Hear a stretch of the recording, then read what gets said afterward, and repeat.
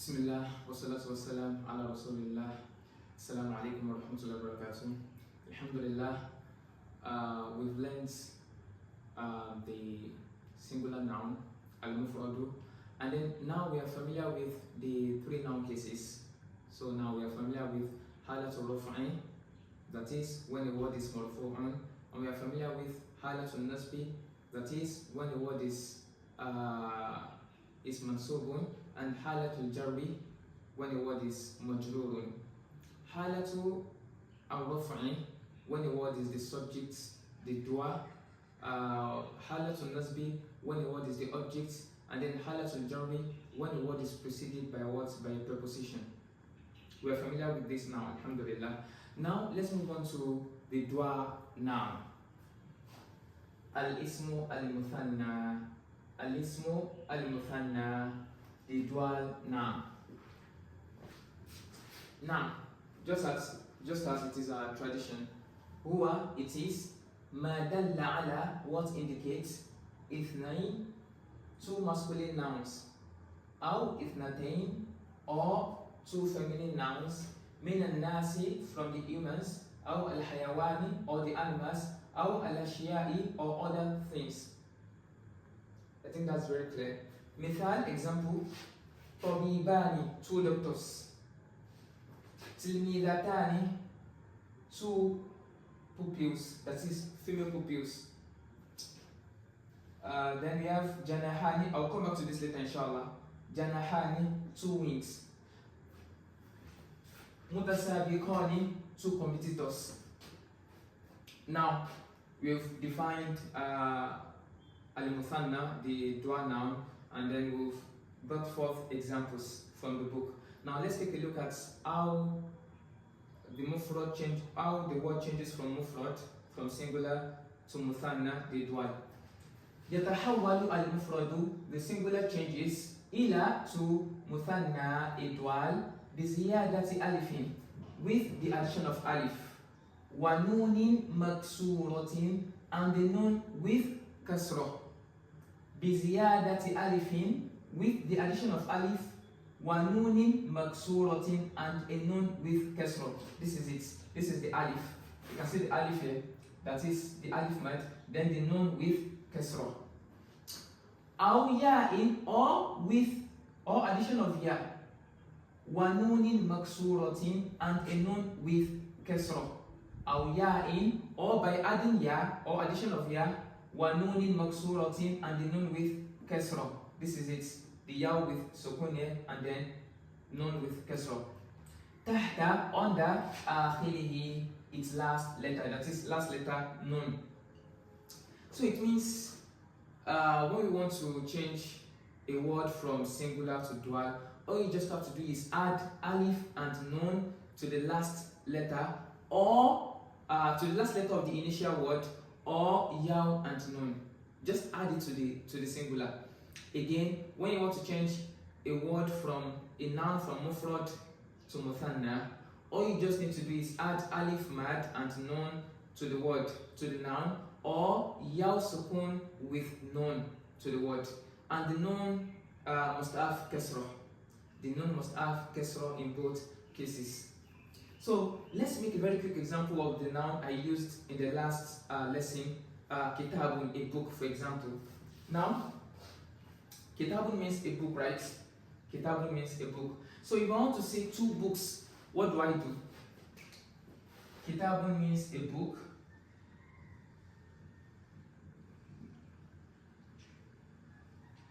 Kitabun means a book. So what do I do? What I will do is that I'll add alif and nun to kitabun, plus alif and nun. So what's going to happen automatically? Remember I said this alif is alif mat. That's number one, which means this alif is going to elongate the last letter. That's number one. Number two is that automatically when you add alif and nun to the word, or yaw and nun, then the word can no longer take on tenween in its initial last letter. Remember I said when we were discussing about the signs for mufrad, how do you recognize a mufrad? I said one of the signs is that it should be capable of taking on what? tenwin, nonation. Because you cannot find nonation in dual nouns, and you cannot find nonation in plural masculine nouns. You cannot find nonation in those nouns. So if I add kitabun plus alif and nun with kasra, so what is it going to be? It's going to be kitabani. Kitabani. Meaning what? Meaning two books. Because I've added alif to this ba. That's why this ba is what? Ba. And then the next, the nun with kasra. So kitabani, two books. So that's how you form what? That's how you form a dual noun. So if I want to take it back to a mufrad, what am I going to do? I just need to remove what? This alif mad and this extra nun. Automatically, because we don't have the alif mad again, I'm going to erase that fatia, that single fatia. And then I'll put domatan back. Then we have kitabun. That's why I said I'm going to come back to this word, tilimidatani. Why did I say two female pupils, that is feminine? Because now, when we understand how to take a mufrad to muthanna, they will understand how to take muthanna to mufrad. Alhamdulillah, we've learnt the masculine noun and feminine noun. We said the masculine noun ends with ta marbuta, rounded ta, and then the masculine noun doesn't end with ta marbuta. Now, this tilmidatan, we said two pupils. If we want to take it back to mufrad, what are we going to do? We are going to erase what? We are going to delete the alif mad and the nun. So if we delete the alif mad and the nun, what's going to remain? We have tilmidata. Now, because it was the alif mad that gave this star fatha, that means we are going to give this star domatan back. That is, it is going to take its initial haraka, which is what? Domatan. So what is it going to be? It will be tilmidatun. It will be what? Tilmizatun.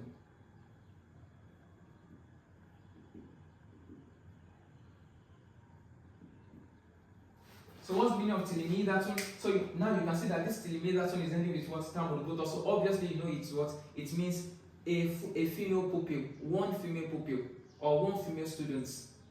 So it will be easy for you when you take it to dua and you say tilmidatan to understand that it means what? Two female students or two female pupils. Do you understand now? Now that's number one. Number two is that when you are changing a singular feminine noun to dua, so what's going to happen is that you are going to open up the ta. You are going to open up what? The ta marbuta. So it will be like this. It will be rounded when it is singular. But when you take it to dua, you are going to open it up. You understand? So it's because we already discussed what term of tuwa is and term of buto is. So you are going to open up this term up. So it's going to be what? Tilmidatani. Two female pupils. Let's take the rest of the word back to singular. We can do that because all we have to do is what? Delete the alif and nun. So tabibani, two doctors. If we want to say a single doctor, what am I going to say? I'm going to delete the alif and the nun. So it's going to be what? Tabibun. Janahani, two wings. I want to take it back to a single wing. What am I going to do? I'll delete the alif mad, the nun, and give this ha its initial domatan. So it's going to be what? Janahun, a single wing. That is one wing. Mutasabikoni, two competitors. If I want to say a single competitor, what am I going to do? I'll delete the alif mad and the nun. So it's going to remain what? It's going to remain mutasabiko. I'll give the kaf its initial domatan and it will be what? It will be mutasabikun. Why do I keep saying its initial domatan? Why? Because in Arabic, as long as a certain article that can change a word from a state of being marfu'un to being mansubun or to being majrurun, then the default state a word is always in is marfu'un. That is always ending with what? Always ending with domatan or a single doma. But if there is something acting upon it to change it to an object, to mansubun or majrurun, then we'll now leave it Fatihatan or Fatha or Kesratan or Kesro. But the default state a word is in is what? Is Dummatan or Dumma, as long as nothing is acting upon it for it to change. So we have Mutasabikun. Tayyib.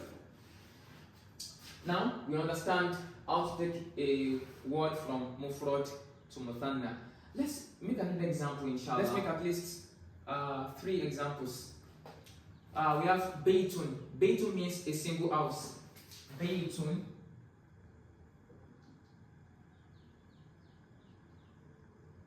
Baytun means a single house. Now I want to say 2 houses. What do? I'll add alif and nun. So what am I going to have? I'm going to have Baytani.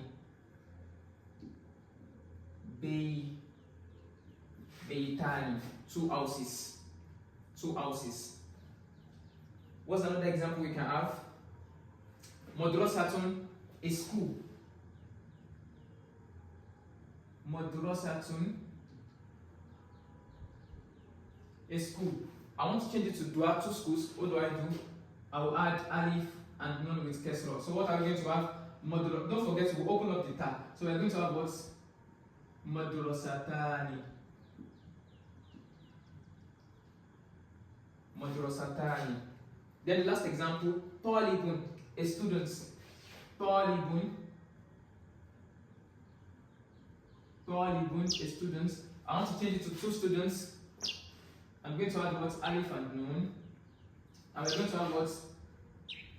Talibani. 2 students. So that's how we do it. Now, in the last lesson, we talked about the 3 cases as usual, and we said how a mufrad, a singular noun, can be in different 3 states. In different 3 states. That's why we made an example of Hada kitabun. This is a book. Katabtu kitaban. I wrote a book.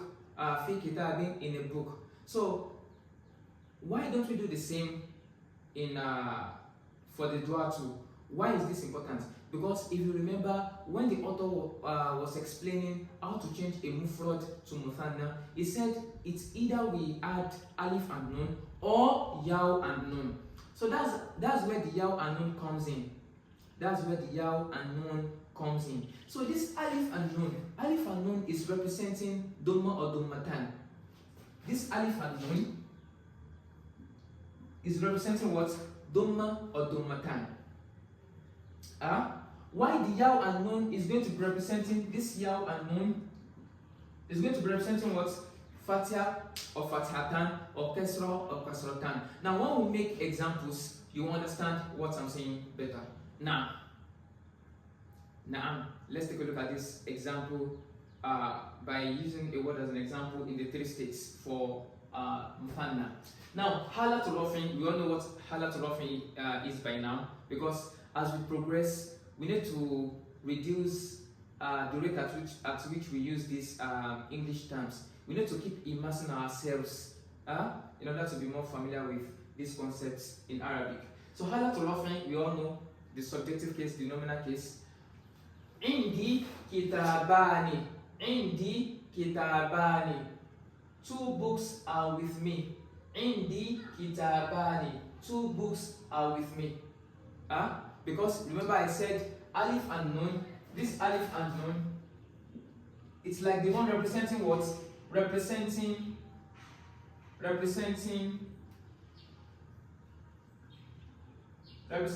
Dhamma or Dhammatan. Representing Dhamma or Dhammatan. So if I say Indi kitabani, by seeing this alif and nun added to kitabun to make it kitabani, I know that this word is in a state of what? Rafun. So automatically kitabani is what? Is marfu'un, as we discussed in the last lesson. Marfu'un, as we discussed in the last lesson. This word is what? Marfu'un. That is in the state of Rafun. Okay, what if I want to change this kitabani in a state of Rafun to a state of Nasbu? What if kitabani is the object? So let's look at halatu and nasbi. Halatu and nasbi. Katabtu kitabaini. I wrote 2 books. Katabtu kitabaini. Which means This yaw and nun ending with kasra is like the one representing what? Representing fatha or fathatan. Which means kitabain here is what? Is mansubun. Mansubun. So you can understand what work alif and nun is doing and what yaw and nun is doing. Now let's go on to halatul jari. Fi kitabaini, in two books. Fi kitabaini, in two books.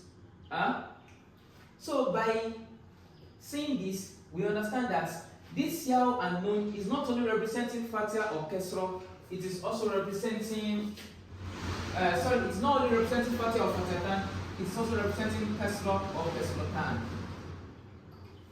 Which means yaw and nun is being used for two purposes, as a sign for two cases. A sign for al-nasbu in muthanna, in the dua noun, and a sign for al-jaru in the dua noun. So it is very, very easy. Unlike in the singular noun, whereby we have dhamma for the halatul raf'i, for the subjective case, and then we have fatha for the objective case, and nasbu, and then we have kasra for the genitive case. So you can see there are different signs: dhamma, kasra, and fatha. But in dua noun, in al-muthanna, you understand? So the sign for both an-nasbu and halatul jari for both objective case and genitive case is what? Is yaw and nun. While the sign for al-raf'u, the subjective case, is what? Alif and nun. So this is very easy because, for example, now we are going to come across examples whereby the author will bring on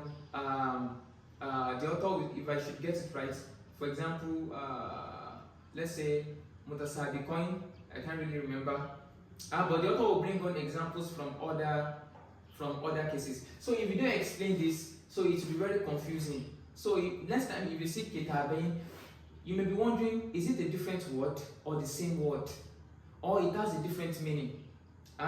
Or you see tabibain, maybe you say tabibain somewhere, you'll be like, is it the same tabiban or tabibain? So it's very important to understand how we use alif and nun and yaw and nun to change a singular noun to dual. So I hope this is very clear. We ask Allah subhanahu wa ta'ala to make it easy for us. Wallahu a'lam. Subhanaka wa bihamdik. Ashhadu an la ilaha illa ant. Astaghfiruka wa atubu ilayk. Assalamu alaikum wa rahmatullahi wa barakatuh.